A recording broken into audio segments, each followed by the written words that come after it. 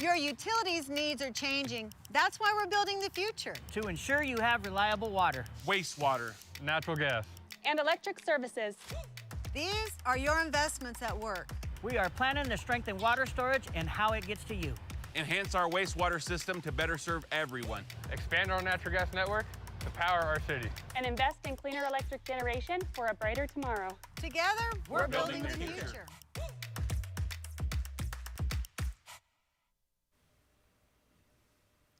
Good morning, everyone, and welcome to the 2026 State of the Utility. My name is Amy Trinidad. I'm with Colorado Springs Utilities Public Affairs team, and I'm honored to kick off today's program. It's great to see so many people interested in our community's utility. First, a quick note on safety. In the event of an emergency, there are exit doors at the back of the room and on the sides of the room. Please take a moment to find the closest one to you. And next, you may have noticed the various plants on the centerpieces of your table. These are part of an exciting partnership with the City of Colorado Springs to grow water-wise plants for our community. This year, more than 15,000 water-wise plants will be grown here locally, and 2,000 of those plants will be provided directly to our customers in a pilot program to help build more sustainable, climate-appropriate landscapes here in Colorado Springs. It's a simple idea with a big impact on our long-term water supply. And finally, after the keynote delivery speech by our CEO, Travis Deal, I invite you to explore our Community Expo. Here in the auditorium, we have our different service lines that will talk about our capital projects and our long-term planning. And I hear there's some particularly interesting items at the wastewater table that you may not want to miss.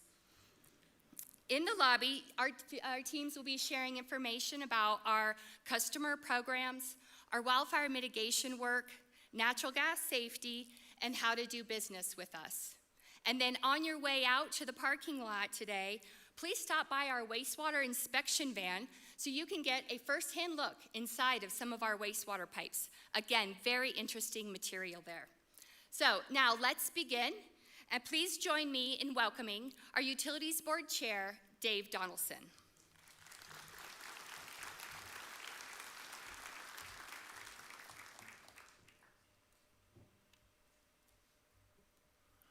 Thank you, Amy, and I want to thank everyone for being here this morning. I'm Dave Donaldson, the chair of the Utilities Board. I do want to recognize the other members of the Utilities Board, so I'd ask them to stand up if they would.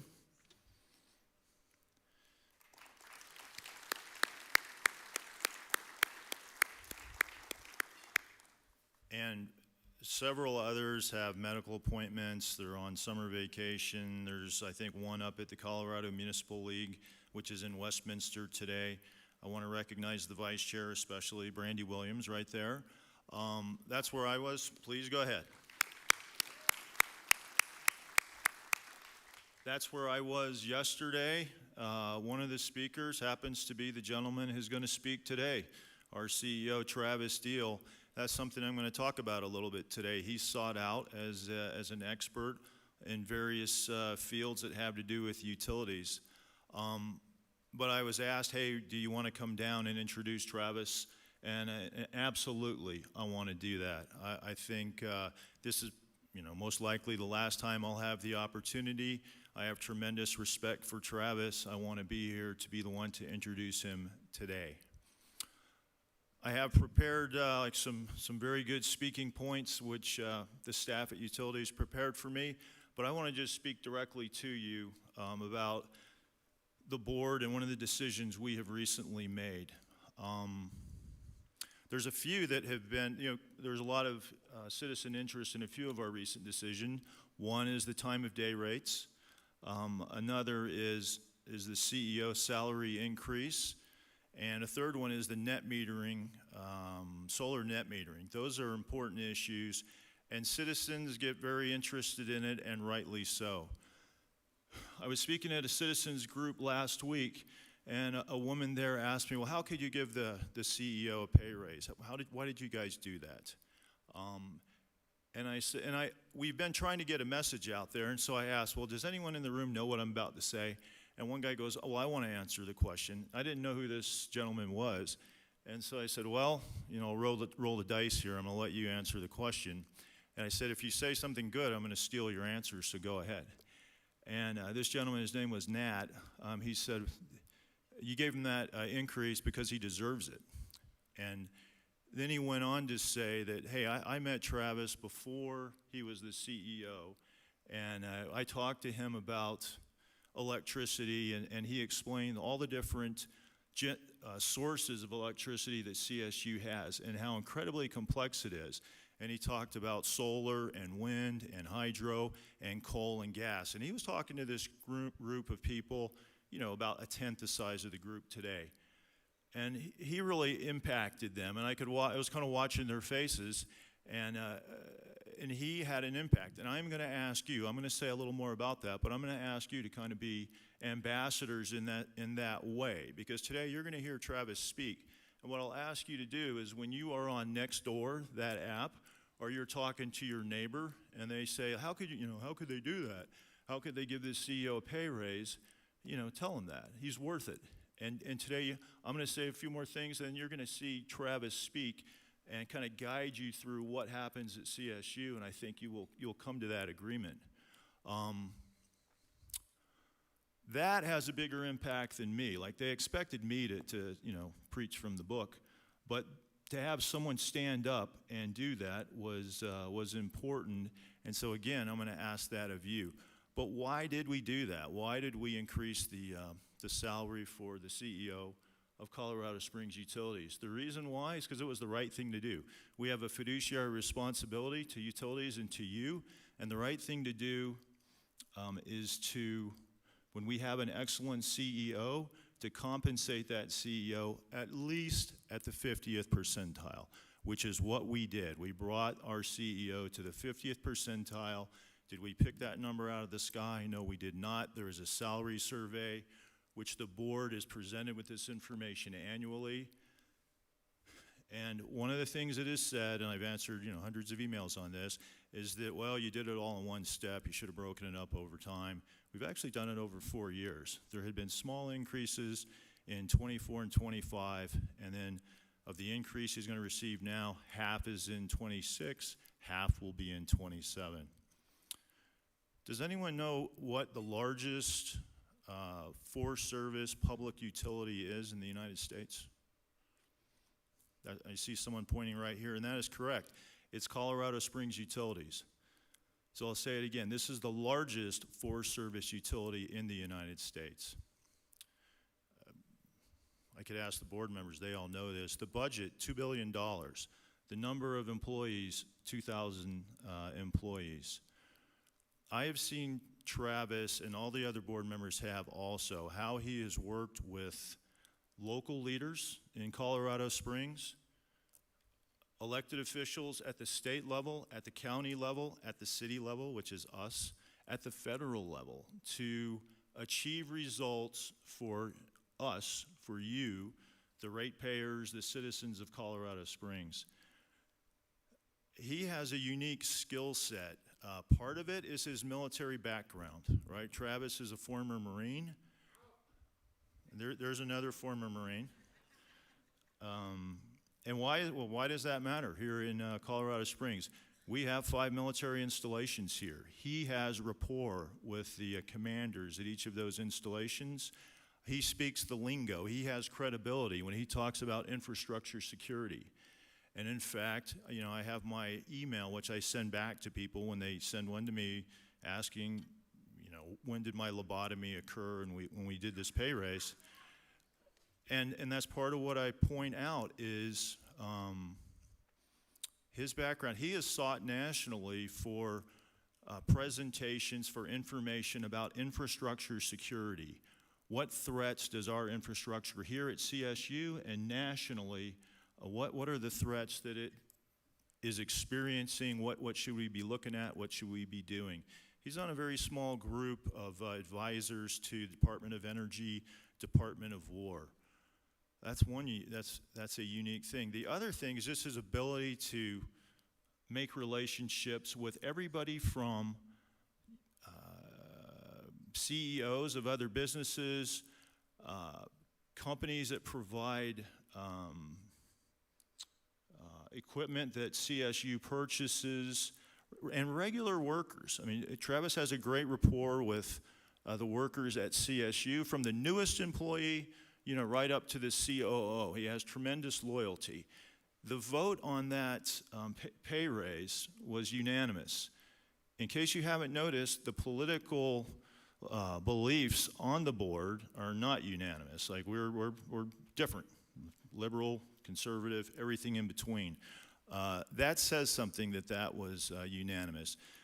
To me, that's a mark of leadership when the board will do something which we kind of know we're going to get criticized for, but we know it's the right thing to do for the organization, for CSU, and more importantly, for the ratepayers, the citizens. The right thing to do is keep an outstanding CEO. Even the gentleman that spoke in that story I told you, he said, well, he could get stolen away, if they don't pay him at least middle of the pack. So it was the right thing to do. It demonstrated leadership on the part of the board. Now, I suspect some on the board will pay for that politically in the elections coming up in April. It'll be used against them. But that's what leadership is: doing things you're going to take. It's going to cost you something personally, but you do it because it's right. I probably talked for 5 minutes already, and that was all I was supposed to do. Just trying to think. There are more. There are many examples. We'll just go right to the actual finances of that. Does anyone know how much that's going to cost you on your monthly bill for the pay raise for our CEO? Now, they have started the timer here. 1 cent in 26, 2 more cents in 27. That's what it's going to cost you. There's one decision or one thing which our CEO has accomplished, and that was working with others, but he achieved getting something through the legislature which allows us to keep Nixon open for an additional 3 years. That will save every ratepayer about $12.89 off the top of my head on their bill every month during those 3 years. So 1 or 2 pennies additional saves you $12.89 a month. I'm a simple man, but I think the math adds up on that. So with that, I'm going to stop. I want to introduce our very well-respected and very respected, very effective CEO of Colorado Springs Utilities, Travis Deal. Thanks, Dave. Well, I hope I don't disappoint. I think the table's been set here for the next, 45 minutes to an hour. So thanks for coming this morning. This is our 3rd annual State of the Utility. It's really our chance to be able to talk to you as a community about what we're doing, what we've done the last year and what we're doing over the next year. So it's important, for you guys to understand it is because, we are a municipally owned utility. So I'm always excited to do these. But, if you start looking around the room at all the work that goes into this, I've got the easy job. I just show up and talk. Much easier than everything else behind the scenes. So with that, I'd like to have our executive team stand up, please. Thank you. So after today, you guys are going to be able to interact with these individuals to answer any questions you've got, and also around the table. All of our employees, I think most of them probably retreated into the back, are what makes Colorado Springs Utilities as great as it is. The stuff I get to see every day of what they do and how they do their business for you, it just shocks and humbles me that I even get to be a part of something like that. So it is awesome to sort of see what they continue to do for the community. So building for the future, what we're in is a long-term game, very long-term. By the time our system degrades or we don't have the resources, it's too late. You know, everything takes time. You know, there's really not much of anything anymore when it gets in supply chain electrical that doesn't take at least 4 years. So we always have to be out. And, you know, the analogy I've used, and, you know, a lot of you I've spoke to, is utility companies, you know, no matter which commodity it is or where you live at, you know, that's sort of the foundation of the house. You have to build it, and then from that point, anything can build above it. But it starts with utilities. You have to have that infrastructure. You have to have it. If not, your community cannot continue to grow and be supported and bring jobs, schools, roads, infrastructure. All that is based off of us being ahead of it. And that's what we're working on. So the first year, you know, as CEO, we did the Why campaign of explaining, you know, what these projects are, and we're going to touch on some of these today, but we have to continue to build and invest. Will it happen forever? No, at some point, you know, we're going to get caught up, and then we're going to maintain beyond that. But these last 3 years have been a huge push to get us to the level we need to be at, where I feel comfortable that we're not slowing anything down. We have great partners in the room, a lot of them in here, you know, the HBA in here. I've got our chamber community here. You know, they're building infrastructure. You know, they're building homes, jobs. We have to have that to sustain. Well, they have to have me to be out front to do that, and that's what we're working on. So community-owned utility, really what that means is, you know, our elected officials, you know, you just heard, you know, Dave, as well as our city council and utilities board, they're the ones that get to make the decisions for us when it gets into how we build, how we grow, what rates are. That's the advantage of community-owned utility. The other thing is everybody that you see that works for us is your neighbors, your friends. You know, those are the ones that are out there doing things, so they care. Their connection to the community is huge. Our community support, you know, we'll touch on it a little later. We've already had over 1,500 hours of volunteerism this year alone. You know, it's June, so halfway through. We had well over 2,000 last year, 24/7. And the thing is, every decision we make is for you. You know, we're not looking at a stock line, a bottom line, you know, where some, you know, maybe investor-owned utilities have other reasons to do the things they do. Ours is very simple, to bring you reliable commodities, the best price we can, and to make sure you have everything you need to be successful in your lives. I mean, that's how simple it is. And, you know, Dave was talking about, you know, military-wise, it's pretty nice, you know, coming from that is like we still have a sense of support, a sense of purpose.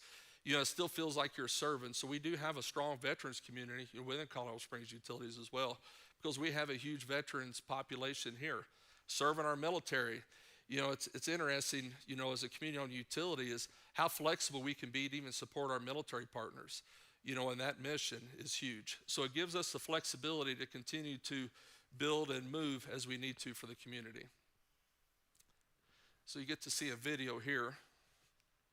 I just love our organization and all that we do, so I want to give back.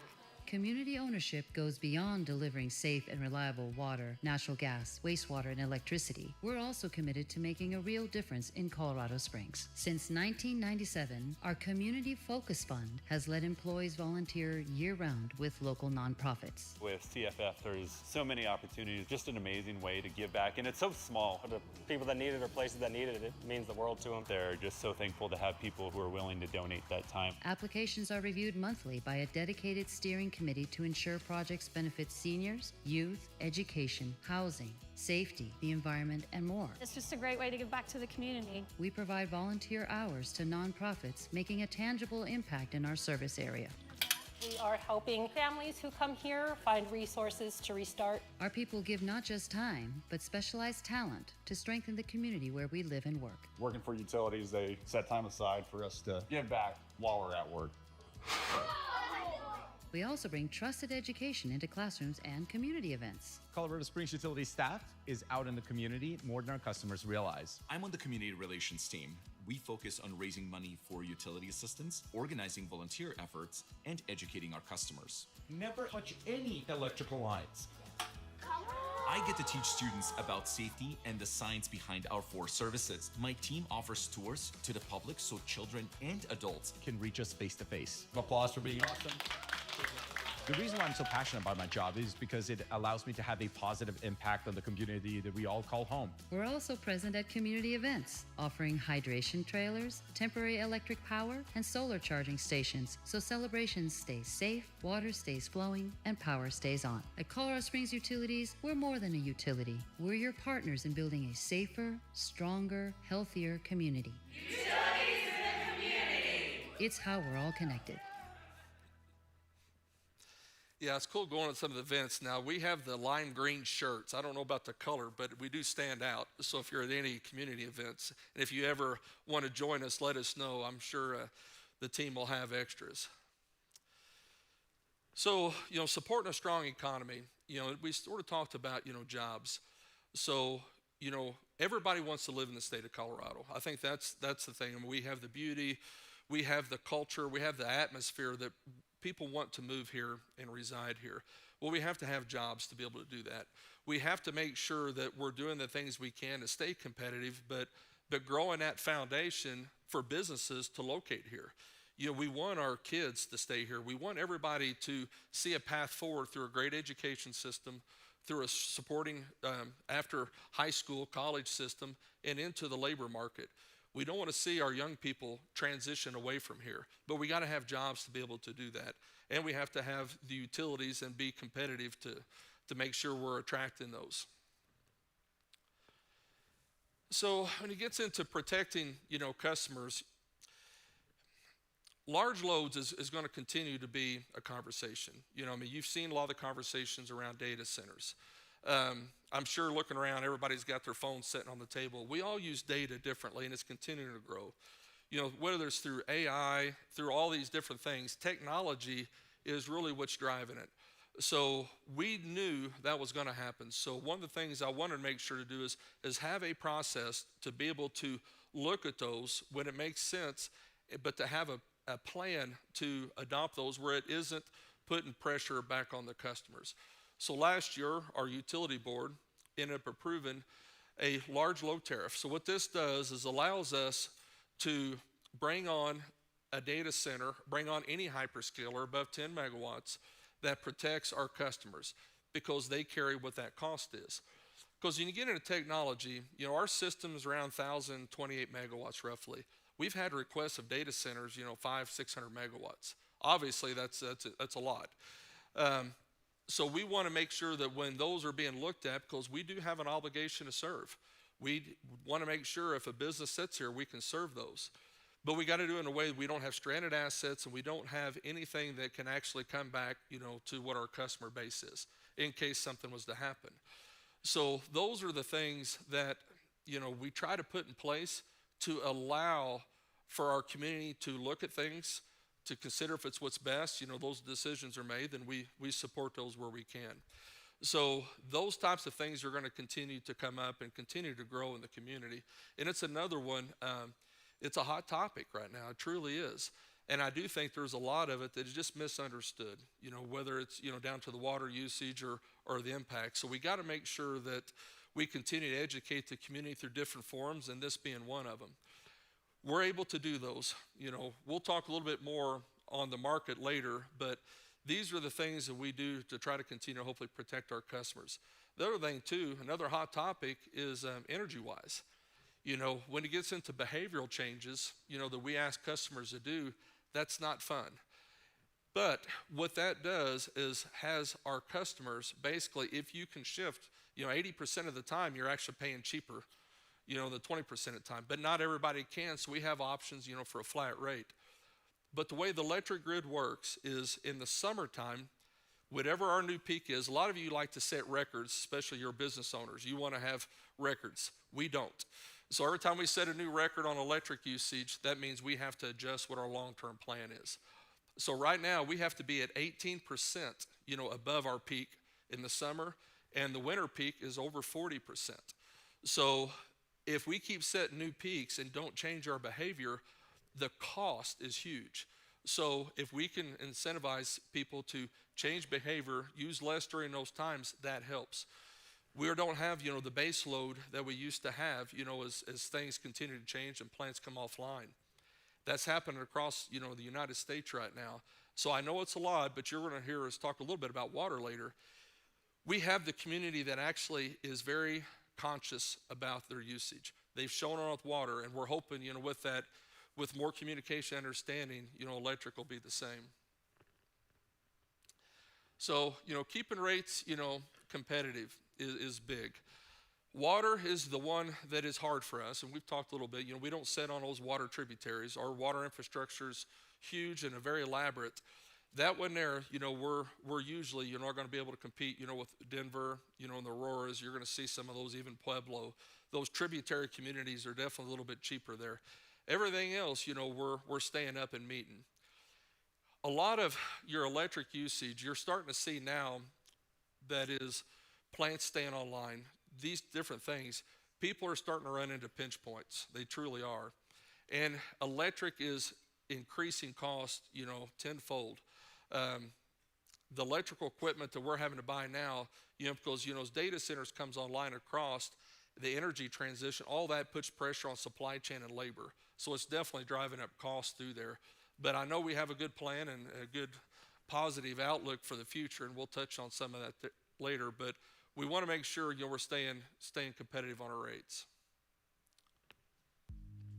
You flip a switch, and the lights come on. You plug in, charge up, and move on with your day. We are preparing today for the electricity needs of tomorrow, because our customers count on energy that's reliable, affordable, and increasingly sustainable. Behind every switch is a connected system: power generation, transmission, and distribution, working together around the clock to keep our community powered. So this is our main control room. It is staffed 24/7, and basically we're here to just make sure that power is getting to you. Power plants are making electricity. These guys are making sure it gets from the plant to our distribution system. We then kind of push it around through the neighborhoods. These upgrades and projects adding new infrastructure help give us more flexibility in the system so that it is safe and reliable for the customer. We use a diverse mix of energy resources: natural gas, solar, wind, hydro, battery storage, and coal. Together, they provide reliable, cost-effective power today while giving us flexibility for the future. In addition to Colorado Springs Utilities generating power, my team works in the wholesale energy markets to buy and sell energy, electricity, natural gas, to deliver the lowest cost energy to our ratepayers. My team is always looking for the most economic options to bring power into our city. Building the future means strengthening the system that delivers power safely from where it's generated to where it's used. We're investing in new transmission and distribution lines, modernizing substations, and improving how electricity powers our city. Electricity demand is increasing every day, whether we're generating the power or receiving some from our regional partners. Upgrading these lines actually builds our reliability for the system, and it gives us the ability to move electricity as reliable and efficiently as possible. We've added new technologies like a 100 megawatt battery energy storage system and fast-acting natural gas generators. Natural gas continues to play a critical role, providing dependable, on-demand power and allowing us to reliably integrate more renewable energy. Natural gas is one of the most reliable resources, the most reliable utility. We need to make sure that we've found ways to power our grid, and natural gas has become that way. I think we've always looked at natural gas as heating our home in the winter, utilizing hot water. One of the things that customers don't get to see is that natural gas is going to help us power the electric grid. We're also looking ahead by exploring emerging options like advanced nuclear technologies to understand how they could support long-term reliability and carbon reductions in the decades to come. All of this work is guided by our Sustainable Energy Plan, a long-term strategy that balances reliability, affordability, and environmental responsibility. Because when you flip the switch, you shouldn't have to think about what it takes to make it work. We do.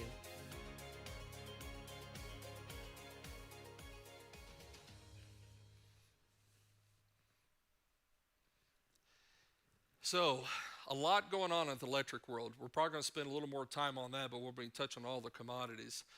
So a big thing this year, and Chair Donaldson touched on a little bit, is working with our local elected officials to really take a look at how we manage and continue to use some of our assets to help through this transition. helps manage cost, and it helps gives us some of that security we need, for our load, so we can continue to attract and retain businesses, but mainly to help keep rates flat. Our Nixon coal plant is it's a great facility. Been manned very well, managed very well. Phenomenal workforce down there has kept that plant where it's very safe, very environmentally friendly. But it is an asset that we have within our portfolio that we wanted to continue to try to use to help us get through this. So our sponsors helped us quite a bit to help share that story. This was sort of a pro-Colorado Springs, delegation. We had bipartisan support for this, which is huge, within our state. So for us being able to keep this on, you're looking at $200 to $300 million, in deferred costs on the very conservative side for those 3 years, because we want to make sure that we're using that and using that to keep costs down, but also give us flexibility to have a safer, longer-term plan of transition that isn't going to put pressure on cost or reliability. So that one was a big win for us and our community. It also lets us start taking a look at, what does the future look like, for us. We talked quite a bit about the IRP, Electric Integrated Resource Plan. We love acronyms.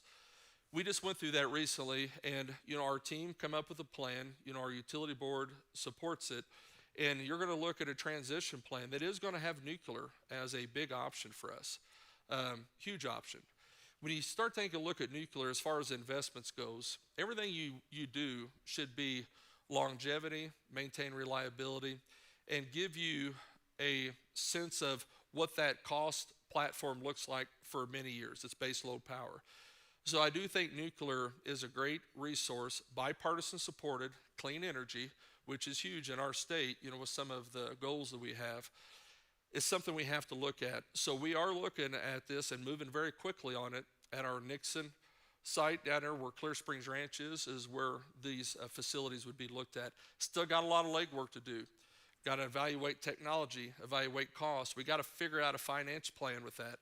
Bad thing with nuclear control cost is, I call it shark fin, but you have a huge capital up front, but you're not going to get an offtake of that. You're not going to be able to use that power for 10 years. So that is the pressure, cost pressure. We have to figure out a good way to do that where we keep the cost as competitive and down as we can as we bring on a long-term asset. The thing is we're trying to do, I want to make sure we're building that culture too, is we're always planning way ahead of what the need is. So Front Range is, 500 megawatts. That plant was a merchant plant, so it wasn't really built for longevity. Well, that plant is at the end of 2040, going to start looking at its end of the life. Nixon, we have the end of 2032 now. So we have a transition that we have to have. So we've got to make sure we're having that base load power. We're building for the future. And that is a huge part of what I'm wanting to do for our community is have energy resilience, energy stabilization long into the future. These are 60 and 80-year assets.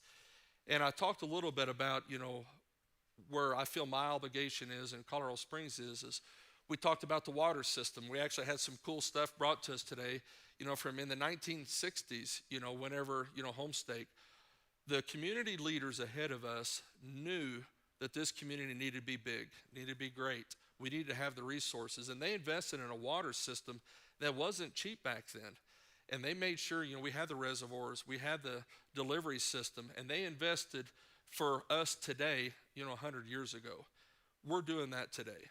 And I think that is the thing that excites me, scares me a little bit too, but excites me. But we're trying to do that now for the future.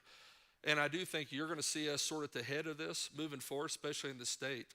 But we're looking at Clear Springs Ranch. I'm also in conversations with the state of Nebraska, which is all public power, for us to look at joint-owned units there through a consortium. So I'm hoping, that'll get finalized over the next few weeks, where it gives us multiple avenues to look at nuclear energy, look for our long-term energy needs, and securing that from now on into the future. So infrastructure is huge. You're seeing new substations, coming up everywhere.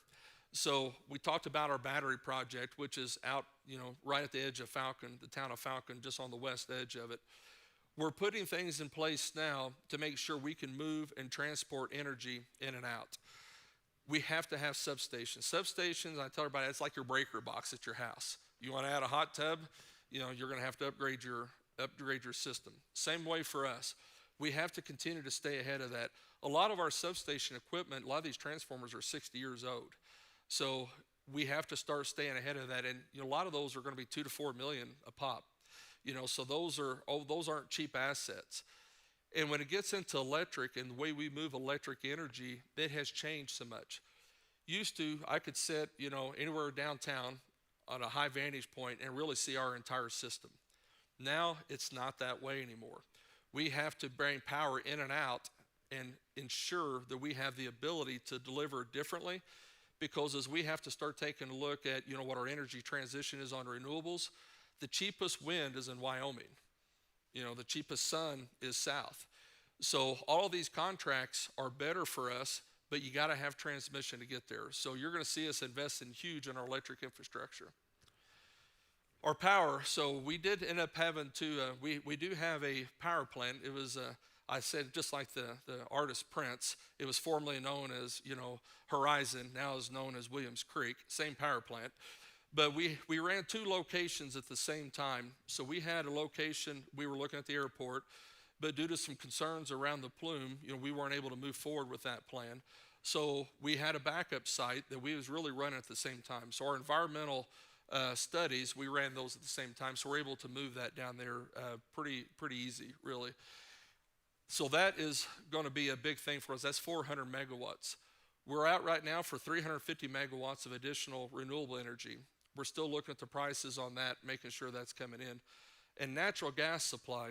So over the last couple of years, we sort of kept this under wraps a little bit, but we've been working on a new gas line coming in from Cheyenne, Wyoming, through a second vendor, because as our energy platform transitions, so right now we're pretty diverse. We have coal, we have gas, you know, we have pretty much every type of power generating sources. The one thing is we only had one supplier and one line for gas plants. So I wanted to get ahead of that to make sure that we have redundant supply, because if you lose electricity from your generating plants, that's not good. So, and that's out of my control. So we've been working on it. We got a contract in place. That line's going to be there. That line's coming down from Cheyenne. It can actually use hydrogen, you know, if that becomes available. It can actually 30% hydrogen capable, but it gives me 2 suppliers, 2 redundancies, and it'll feed all of our plants. That increases reliability and security for our system, because, you know, when our coal plants start coming offline, that puts a lot more pressure on those winter days on gas. The thing is, you know, I don't think anybody was still burning coal in their homes, but I think everybody still burns gas. So anytime you have residential heat, that also gets into a pressure of using that type of commodity, which is gas, at the same time you're trying to generate electricity. So that's a huge win for us as well coming in. Also, this one here, we have a lot more cavitation storage on it. So natural gas is actually stored in ground and rock. So you don't really have it in tanks. So we actually have a lot more storage capacity, so we can absorb some of those cost shock increases that gas sometimes has in the winter. So the thing is, natural gas, you know, electricity, I think everybody knows, you touch electricity, you're going to get shocked or killed. I mean, electricity is dangerous. But the one that has really caused more fatalities than anything is actually natural gas on the distribution system. So we have to continue to maintain a safe system with that. We have some old steel lines still, just like a lot of distribution companies, and we have to replace those, you know, over time, you know, with plastic. So basically our plastic pipes are going in, and that is going to be a big thing that we're working on. So some of the communities that have been around longer than others are going to see work in their area on gas, on the gas distribution system. Our system's very safe. We want to continue to maintain that and move forward, but gas is going to be a big part of residential heating, so we got to make sure it's safe and we're delivering it. Now we get to get wet and go to water.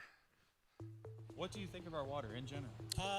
Water good. Make throat wet. It's great. Water here is quite good. I love it. High quality water. I grew up drinking well water, and this is way better. I like to drink the tap water here. I feel like it is very high quality. I actually really like our water here, but I'm from Florida, so I feel like our water is a little bit different. Lived here my whole life, and I didn't know that in most places around the country. Everybody's got like filters, uses a Brita or something like that, and I don't at home, so I'm pretty pleased with it overall. Every morning in Colorado Springs, we turn on the tap water without thinking twice. But have you ever stopped to ask, Do you guys know where our water comes from? No. Nope, I don't.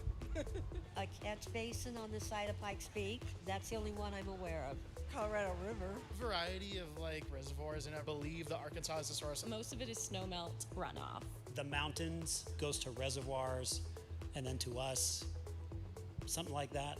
Yes, you could say it's something like that. The answer begins high in the Rocky Mountains. Most of Colorado Springs water starts as snow.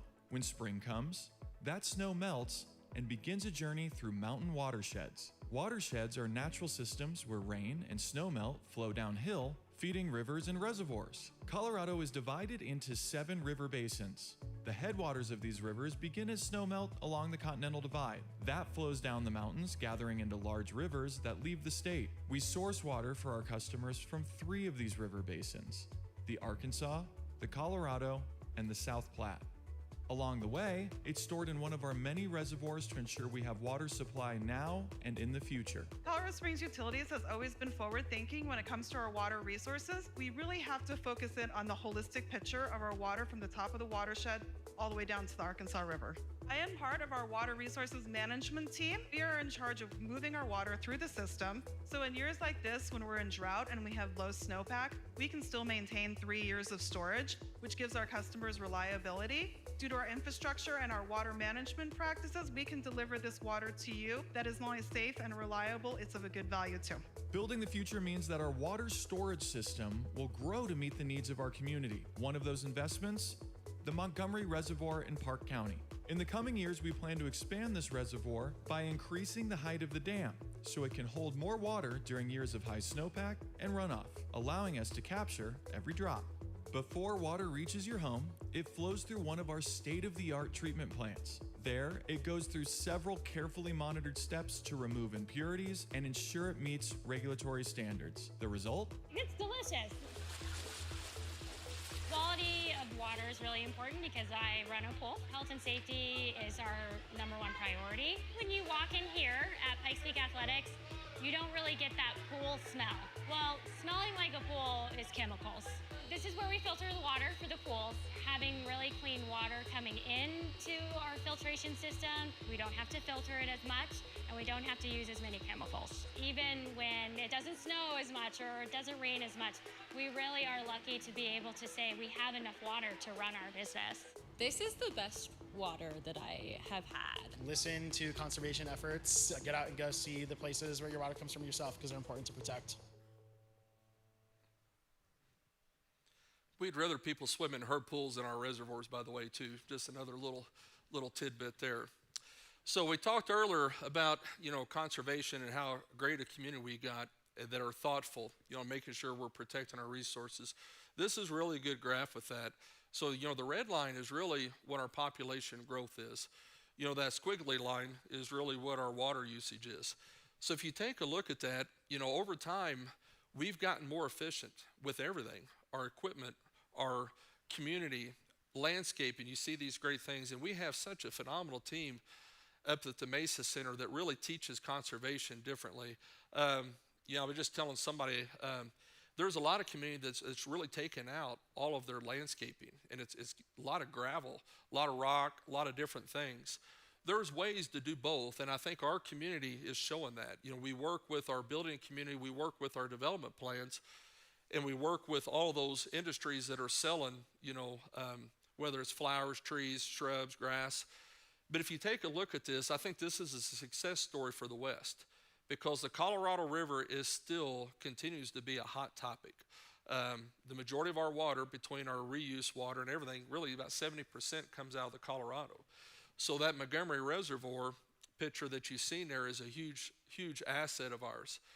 But the rest of the West, I think, is behind us as a community. I think we knew from the very beginning when this community was settled, not a lot of water here, just not. So I think it's sort of in our DNA as a community to conserve water. But the rest of the West is going to have to continue to grow into that, or it's going to put way too much pressure on the Colorado River. So if you take a look at this, I was hoping for more rain through last night and this morning, but if you take a look at the numbers there, we're setting a new record we really don't like to set. So is what our water snow melt is. And any of the skiers out there who likes to go up into the mountains, not a lot of snow this year. So that does impact us. But this is where investment, makes a difference. We've had a lot of people ask us, whether, what's through the governor's, so their drought response team that the governor's putting out and others. Those tributary towns have the advantage of us is, they're pretty much, keeping low cost delivery down. They don't have as much storage. Our community has a lot of storage we've invested in and continue to invest in. That helps us, get through these bad years. So we have to continue to invest on our water system and our reservoirs. That is a big part of how we actually keep that in for when we have these drought years. So that's why you don't see, we were putting education out, but you don't see a lot of restrictions that we've had to do compared to other communities. That is because of our water infrastructure. That is a big thing, and hopefully you're seeing us continue to invest in that. We just got through all the catamounts up there in Crystal, over the last couple of years. A lot of those dams won't be looked at again, for 80 years. So we're doing work now that hadn't been touched, for 80 years, making sure that our local water system is also up to speed. Our reservoirs are there. We know it impacts recreation, and it's not always a positive, whenever we have to lower those down for maintenance. So we wanted to do it. We wanted to get it right. Now we can get back into, using our watersheds for our community and also even looking at recreation opportunities. But it is a year that we're hoping we don't have a second year. If we have another low year next year, we probably will have to be a little bit more aggressive on what our water looks like as far as our restrictions goes. But hopefully we get a lot of snow this year. So we talked about storage. So right now, if we go to acquire water, if we work with our partners in some of the areas and we end up trying to pick up water rights. So water rights is one of those things. It takes roughly 7 to 10 years to actually get those in our system. It doesn't happen overnight. So the cheapest, most secure water we have is actually the water we already got. So expansion of this reservoir is a big thing for us. It's been in the works for a while, but what it is, that dam's going to be built back behind it and higher, and allow us to keep water for these wet years that we actually have rights for already. It's already been approved. What was that? I think 2 years ago, we ended up leasing back 26,000 acre feet because we had a very wet year back down to our farmers in the Arkansas. So those are the years we want to make sure we keep that, and it helps when we have those sort of off years, we can weather those out. But this is going to be a big project up there. We've done a lot, with both Summit County as well as Park County. Those towns ain't very big, and they're going to have a lot of construction activity up there. So we're continuing to work with those communities, so we're good partners up there. And like I said, our local ones are in really good shape now as well. You'll get through the Catamount. So we're sitting pretty good on our water storage system. So the Colorado River Basin, I always keep saying, I wish possession, is 9/10 of the law. It starts in Colorado. We should get what we want, but that's just not how Colorado operates. So we have to continue to work with partners, and some of this is getting more prevalent now than ever because the nexus of energy and water is closer than it ever has been before with our hydro systems in the West. So with these reservoirs, being where they're at and the usage continue to grow, there's 6 states and Mexico all has water rights on the Colorado. So you have the upper pack and the lower pack. Then you have the state of Colorado. We tend to be front range west slopes. So we got to come together as a state. But all of these things are coming into play. And we are fearful that if we don't come up with some agreements, that feds are going to step in, with some of the things around operation of some of these systems. So we're still working through that. Not a lot of good news yet on this of how this is going to be administered. But I go back to that earlier chart. We really need everybody in all 6 of those states to be the conservationists around water that they are and really stick within the guardrails that we've all established for our communities. We don't want to get penalized as our community because we've done a lot of great work and it shows we can, so then that water drifts farther. So it's a lot there, and our water team is doing a lot of great things with this, but it's a slow process. I always tell for my commodities, I got all 4 of them. Energy is a quick death, quick recovery. You know, things happen in electric, it goes fast down, it comes up fast. Water is a little slower, but it takes forever to recover if you don't get it right. So very proud of our water team with the work they've done and continue to do in this area. Wastewater is sort of, you know, one of those things. Wastewater and gas are sort of the two that I ain't gonna say are forgotten services, but people don't realize how critical they are. I can do anything to bring you water, bring in generators. All of our commodities, there's a workaround for to do something if we get in a pinch. You do not have that on wastewater. Wastewater is one of those, it is a safety issue. We have to be able to treat, maintain, and move that, and you can't build anything without wastewater. So this is continue to be a big focus of ours, and we have two large projects. One we used to call Eastern Wastewater, then we sort of changed it because it ain't just to the east, it's actually west of 25 too. But basically it's looking at our total wastewater system for our collections for all of our growth out east of town and down off of 115. So when you start taking a look at infrastructure with that, nothing's gonna happen. And I talked about the foundation that we're trying to build at utilities. Nothing is gonna happen if we don't have infrastructure there. No homes, no jobs, no business, you know, supporting the military, all these things. You gotta have that infrastructure. So that's a big project for us going out east. The other one is to the north, and we've called it Northern Monument Interceptor.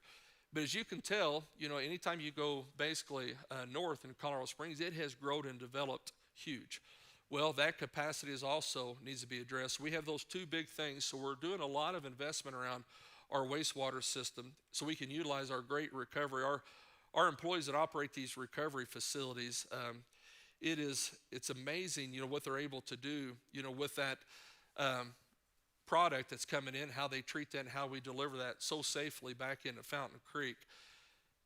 So we want to use those. So we want to make sure we're not trying to build new facilities, utilize the ones we got. So these systems will help with the collection with those. So that's the last of the slides. So I'm sort of wrap up and summarize now. We have, and I think Dave mentioned it, utilities is complex. It is very hard, you know, to explain one, let alone four. It's very hard to take a look at, you know, what we need to continue to do for the communities and how we continue to grow. And it's hard for us to communicate that. And, you know, our comms team says I need to do everything in 1 to 3 minutes. Well, okay, it's like, because you sort of lose attention spans that quick. It's hard. It truly is hard to communicate this. So I appreciate, you know, these forums. But, you know, we have a great team. You're going to see a lot of those. Hopefully you can hang around after it's done. We care. We're trying to build, trying to stay ahead of what the community needs are. And it's easy to get distracted from that. It's easy to get distracted and look at, you know, maybe what's negative or what's not going on good and forget a lot of the great things that's happening. This utility company is doing things that your kids, your grandkids are going to be able to see and use. We take a lot of pride in that. You know, we want to make sure, you know, we've got some retirees in the room here. They handed that over to us. You know, they handed that responsibility over, and we don't take that lightly. It's a tough job, but it's a very rewarding job. But our infrastructure, we have to continue to invest in it. We have to continue to grow. And there's always a lot of conversation around growth. You know, should we grow, should we not grow, these things. If we don't grow for utilities, it puts more pressure on the current customers paying that. So growth actually helps us maintain cost better. So it distributes that cost out. So, you know, having more homes and businesses is a positive thing for utilities. It's not a negative. We actually have a lot of things in place to allow us to make sure that we're doing those. We have a great development community here that they really care. Our developers in this community, I know, get a lot of slack, just like utilities does, but they're investing their own money in our community to make sure it's where it needs to be. So we actually have plays in place, you know, we're all for those. Development is paying for development. You know, I think a lot of people don't realize, you know, we've changed that over the last couple of years.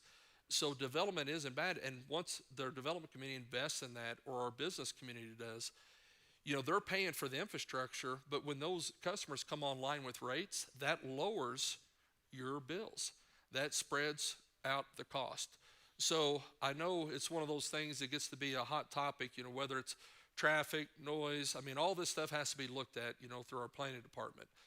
But growth does actually keep costs down because all of us, you'll hear some of the stuff, some of the probably the more established older communities in town, their infrastructure is starting to wear. So our system, we don't sort of pick winners and losers. The new development, we pay, then we come back, to the older development. That's just the way it sort of works, within utilities. We have to make sure those commodities are there and then we're investing in them. If not, we will never recover as a community. If we're not doing what we need to do today, we will not have what we have to have in the future. So as you see what we're doing, understand that these projects, our O&M, as far as for the most part, is pretty flat. The capital investment is where we're putting our money in. It's in these projects, these sustainability projects, new plants, new treatment, building our wastewater systems, doing the things we make sure redundant. And the threats, and Dave mentioned on this, it's incredible because right now, every utility company is at threat from physical and cyber security. So we're continuing to grow what our technology systems are, separation of our IT/OT, making sure that we have the ability to keep bad actors out of our community so they're not impeding, what we're trying to deliver. All of this stuff is, what we're focused on. The good thing is, ideally you don't have to worry about it. That's my job and our team's job to make sure that we're doing all of these things. We're going to continue to improve on communication and continue to improve on making sure we have more understanding of what's going on in the community. But I'm so excited, and where we're heading is going to be great. Our community is going to be, over the next 50 to 100 years, what we're doing today, what our leaders are making decisions on is going to pay off. And we may not all be here to see it, but it is part of what we do and how we continue to grow at Colorado Springs Utilities. So with that, I know Dave thanked our utility board, but, I cannot do anything, without them. Their understanding, their support, and, we're all in the trenches together. I mean, we're sort of, all get sort of, hammered, anytime some of this stuff comes out. But I just need everybody to know we're doing it for you. We're doing it for what our future is. And I'm excited for what that future has to bring. So I hope everybody gets to stay. I hope everybody gets to sort of visit. Our employees are the foundation of what we do. Once you talk to any of them, you're going to see that there's a reason we're successful, and it's because of them. So hopefully you get to take some time, talk to them, spend some time learning about your Colorado Springs Utilities. But thanks for coming again, and I hope everybody has a safe trip home.